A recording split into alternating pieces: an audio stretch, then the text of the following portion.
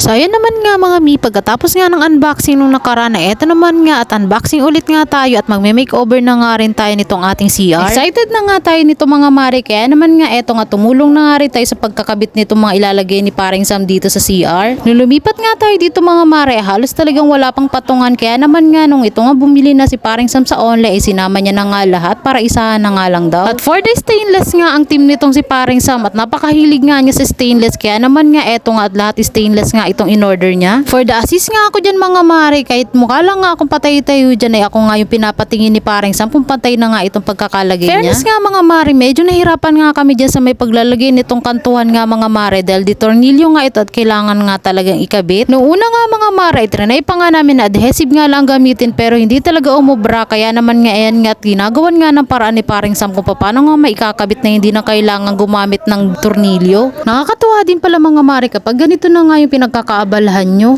Yung tipong dati nga lang ay pangarap nyo lang mga mare, ngayon nga ay ginagawa nyo na at sa sariling bahay nyo na nga. Kahit medyo komplikado nga ang pagkakabit ito mga mare, ay sobrang natutuwa naman din talaga kami dahil eto nga mga mare, kompleto na nga rin ang mga patungan natin dito sa CR. Ayun nga lang talaga mga mare, kahit anong pilit nga namin dito sa adhesive ay mukhang sablay talaga at hindi talaga kayang dumikit ng maayos. Kaya naman nga mga mare, sa bandang huli kahit ayaw nga namin gumamit nito ay napilitan na nga rin kami gumamit itong pambutas ng dingding. At preso, yung naikabit na nga mga mare gamit nga itong tornilyo ay mas matibay pala ito at hindi talaga uubra kapag adhesive lang. So bali natapos na nga tayo sa pagkakabit ng lagayan nga dito sa may bandang shower, kaya naman nga dito naman nga sa may bandang lababo si paring Sam nagbutas. Sinas forward ko na nga lang yan mga mare para nga mas mabilis at ito naman nga kinabit na nga rin ni paring Sam itong lagayan ng sabon at ito naman mga pala mga mare ginamit naman namin dito ay adhesive. Syempre stainless din ito mga mare at ito nga presto, ang ganda na ng pagkakalagay nga nitong ating sabunan dito. Yung ginain ka na nga ng online shopping mga mare at ito na nga kinalabasan mga mare ng aming ginawa nga nitong si paring Sam. Stainless team nga kami mga mare at eto nga ang itsura nito sa may bandang shower area. Meron nga kami ditong dalawang patungan. At dito naman nga sa may bandang gitna mga mare ay meron nga kami dito lagay ng mga tuwalya at sampayan. At dito naman nga sa may bandang lababo mga mare ay meron nga din kami ditong dalawa ulit na patungan. Bali sa isang shop nga lang namin binili lahat yan mga mare at kung nagustuhan nyo nga ilalagay ko na nga rin ang link dito sa comment section. I-click nyo nga lang yung link mga mare at presto ay makaka-order na nga kayo ng mga accessories sa toilet. Pero bago ang lahat mga mare ay kailangan nga natin kumain at medyo nagutom na nga tayo sa pagkakabit ng mga accessories na yun. O ay siya, hanggang dito na lang muna mga mare at kami ikakain pa. Maraming salamat sa panonood.